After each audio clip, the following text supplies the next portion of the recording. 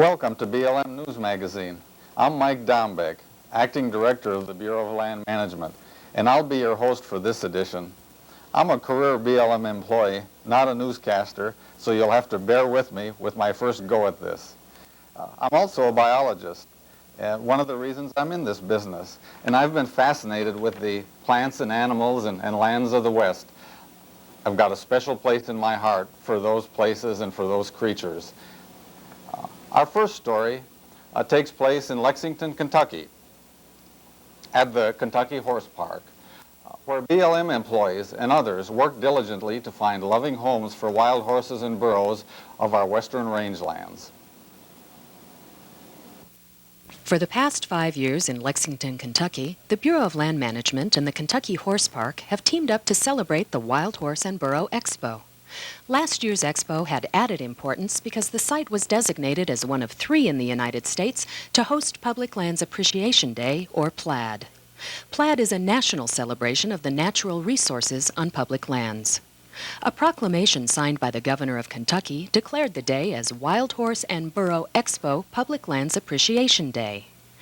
Booths were set up to provide information about the conservation of natural resources and how to volunteer for future projects sponsored through PLAD.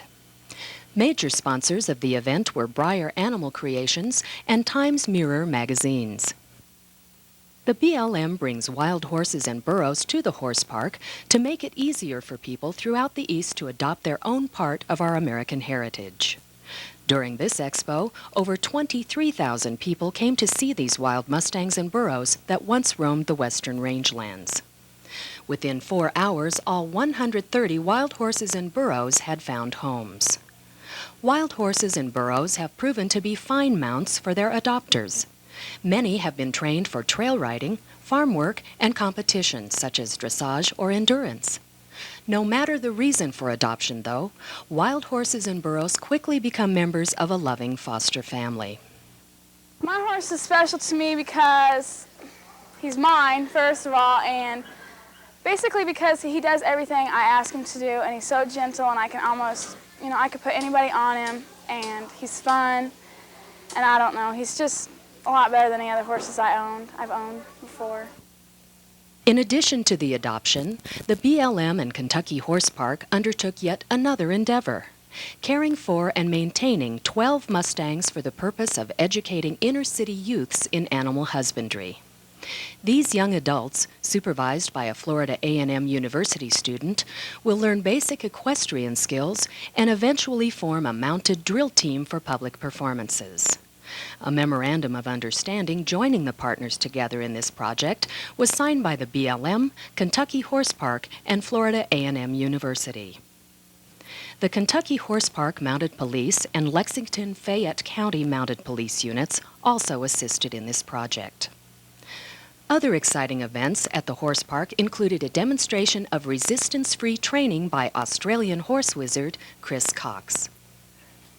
Chris uses the rope as an extension of his arm, from the first braking maneuver to gently rubbing the horse to finally cinching the saddle. After a short time with Chris, the horse that was once untouchable now stands still, saddled and ready to mount. To adopt a wild horse or burro, you must have adequate facilities to accommodate the animals, a safe, sturdy corral and barn, and a means of transporting the animal to your home. The adoption fees are $125 for each horse and $75 for each burro. After 1 year, adopters may submit a title application for ownership, verifying that the animal has been humanely cared for and is in healthy condition. Until title is issued, the animal continues to be protected by law and may not be sold or traded by the adopter. Adopters are so happy with their horse or burro that many come back to adopt another one.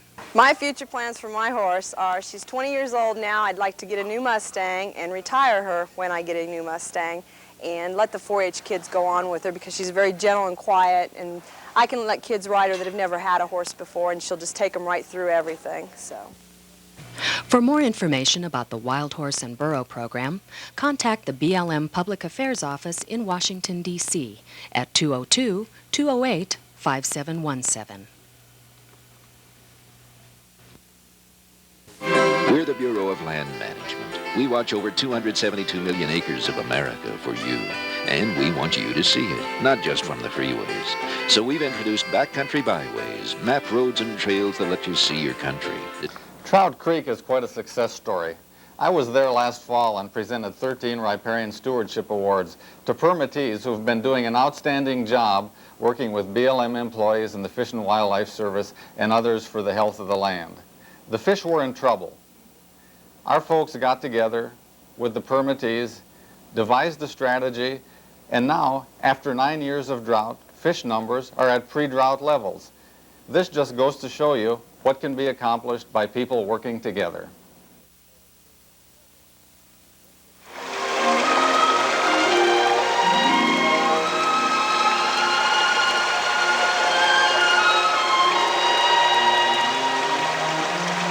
On warm days, stories spring free from the sagebrush, willows, and streams here on Trout Creek Mountain. This is one of those stories. It's about the people who live on and love this land and how they came together to protect and preserve this extraordinary place.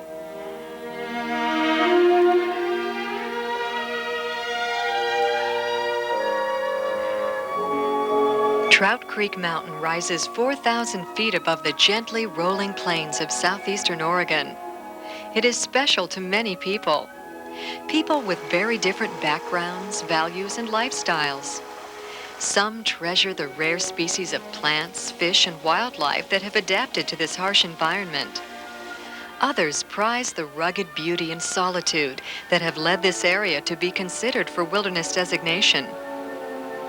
Ranch families who have been here for generations cherish the traditional Western lifestyle, symbolized by herds of wild horses that roam the pastel rangelands with their livestock.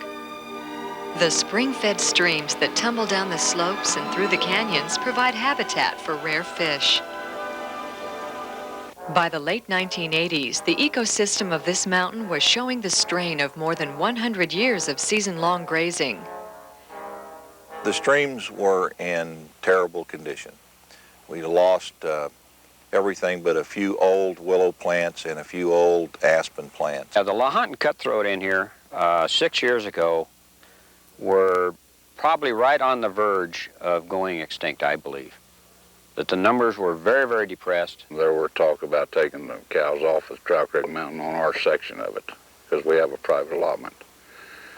And a couple of us got together and thought, well, maybe we ought to see if we can stop this. The situation caught the attention of Oregon ranchers Doc and Connie Hatfield. The Hatfields are known for bringing Westerners together to seek solutions to resource conflicts.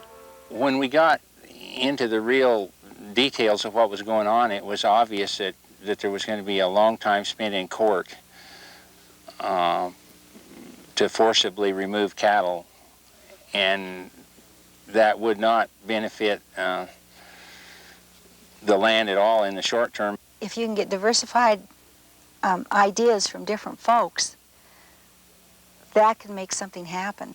We just felt that the land needed help, and the ranch community needed help, and the fish needed help. Through the Hatfields' efforts, the Trout Creek Mountain Working Group was created in 1988. The group consists of ranchers, environmentalists, state and federal land managers, and other interested parties. They began by developing a common vision.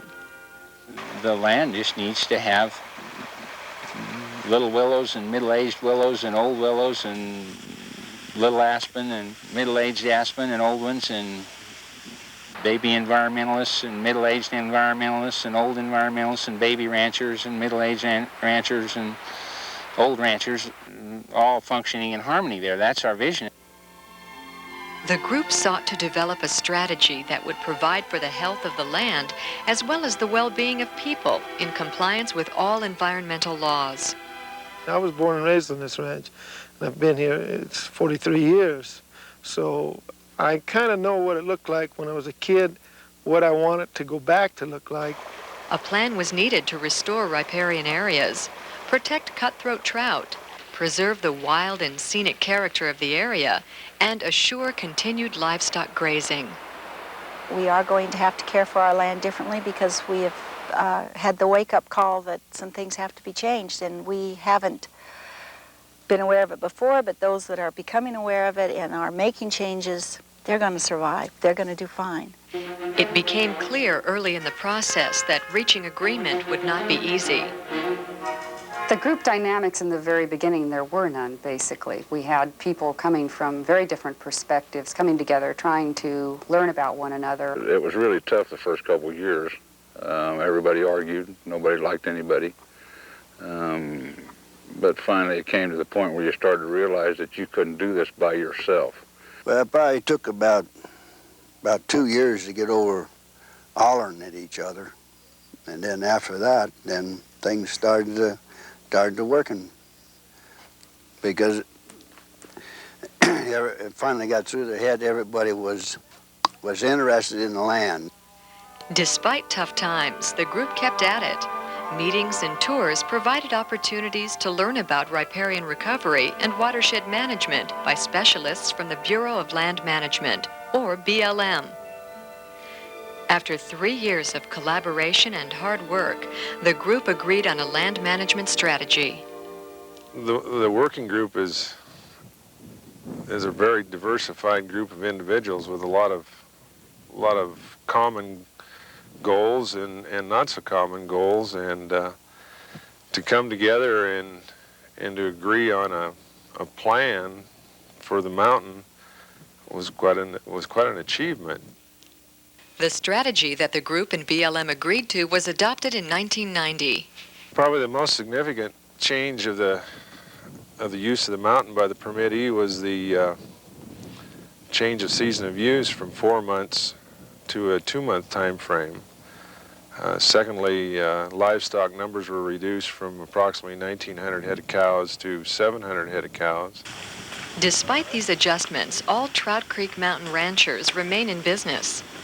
These folks have sacrificed a lot from their balance sheet in order to improve this land.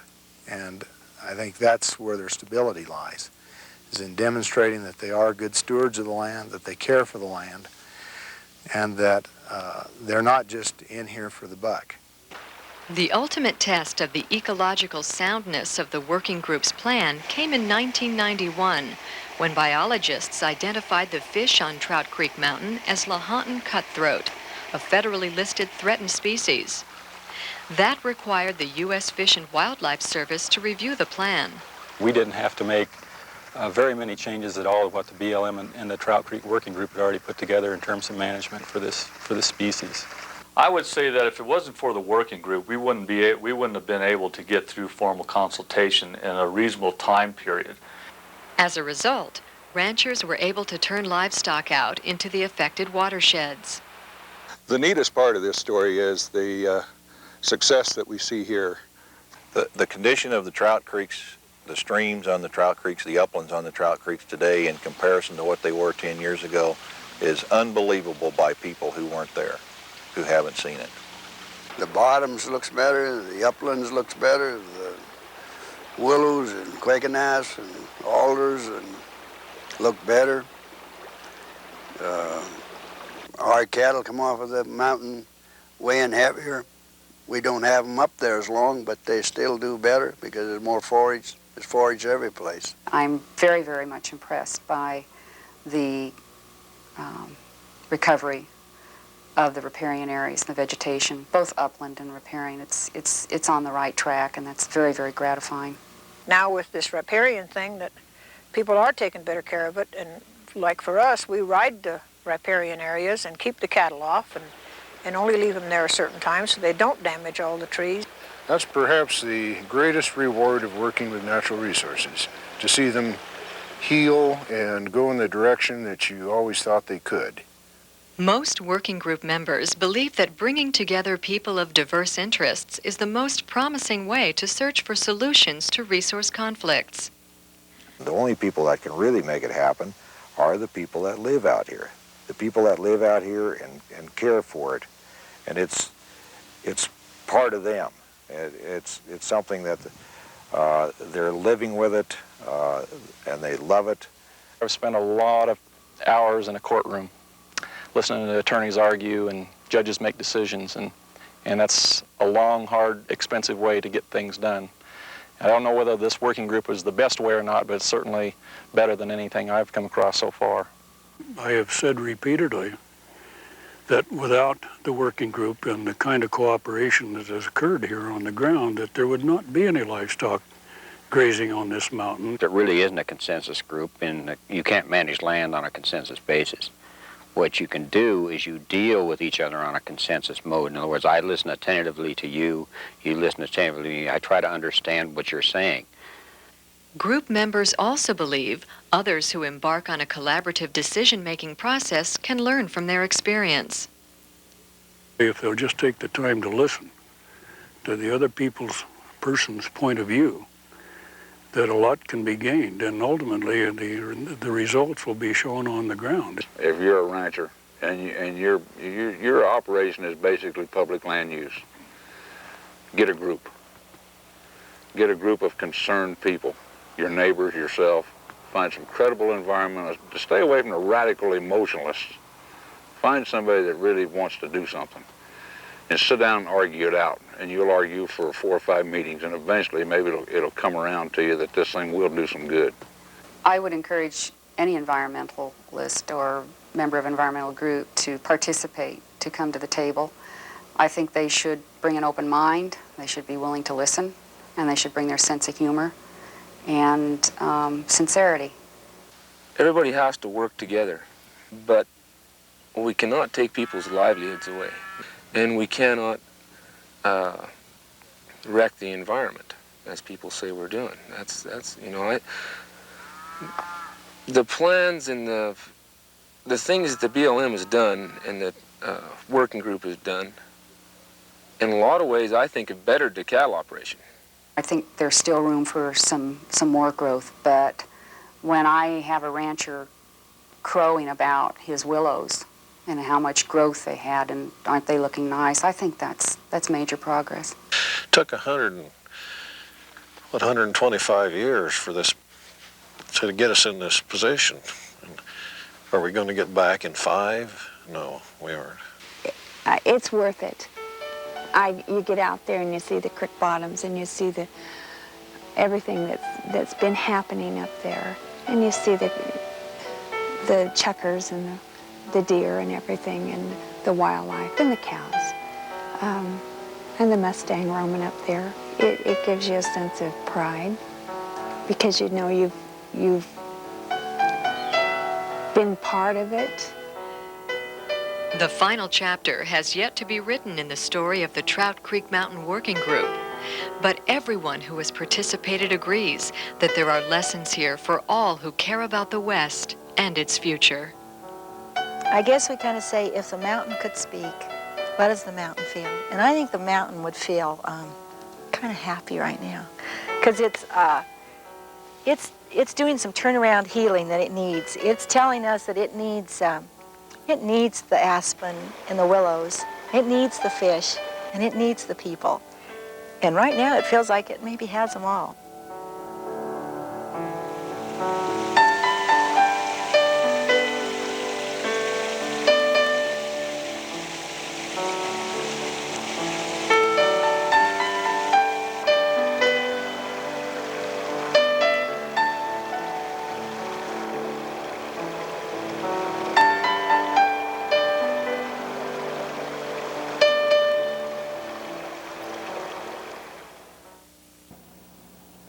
At an excavation site in Alaska, paleontologists made a surprising discovery about that region. Their find has challenged conventional scientific thinking about the environment of that area as it existed in the age of dinosaurs.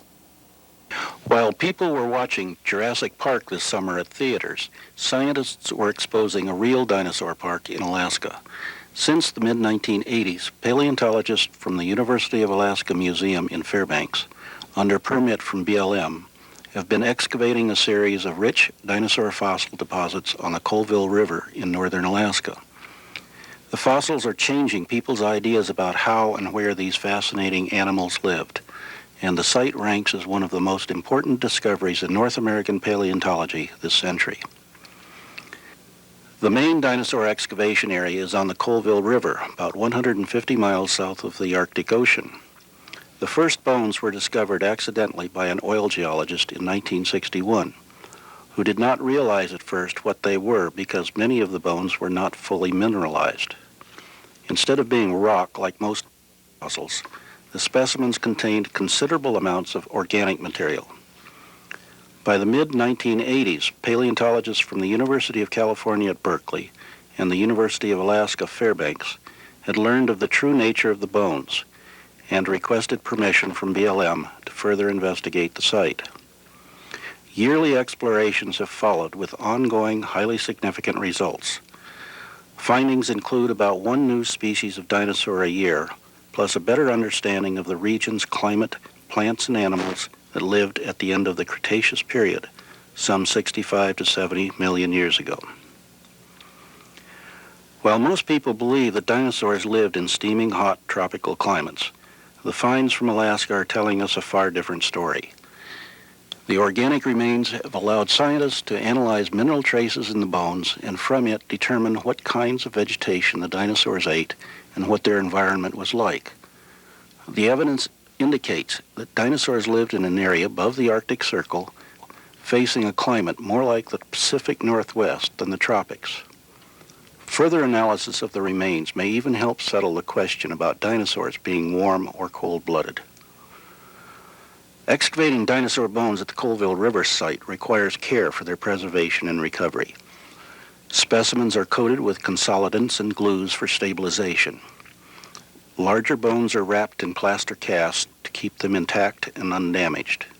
Smaller specimens, including teeth, vertebrae, juvenile limbs, tails, and other body elements, are typically wrapped in paper towels and placed in boxes and film cans to provide safe transportation back to laboratories for further analysis, identification, and reconstruction. The Colville River site continues to command national and international attention. Publicity on the site has continued since the mid-1980s, with articles in Time magazine, leading scientific journals, and various newspapers around the country. Recently, work at the site was filmed for a segment appearing on public television series, The Dinosaurs. Excavation and analysis of the dinosaur remains will continue to both answer and create new questions about this fascinating period in the history of our world. I hope you've enjoyed our program and learned a little bit about some of the unique and fascinating aspects of our work at the Bureau of Land Management. I'm Mike Dombeck, and on behalf of all the employees of the BLM and the many volunteers who support our efforts, I want to say thank you for watching. And join us again for another edition of BLM News Magazine. And Peter Jennings, watch out, here I come.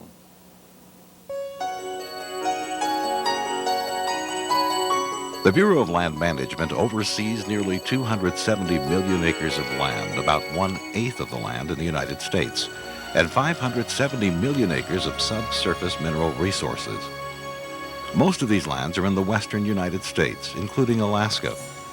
Resources on these lands include energy and minerals, timber, forage, wild horse and burro populations, fish and wildlife habitat, wilderness areas, and archaeological and historical sites. The mission of the BLM is to sustain the health, diversity, and the productivity of the public lands for the use and enjoyment of present and future generations.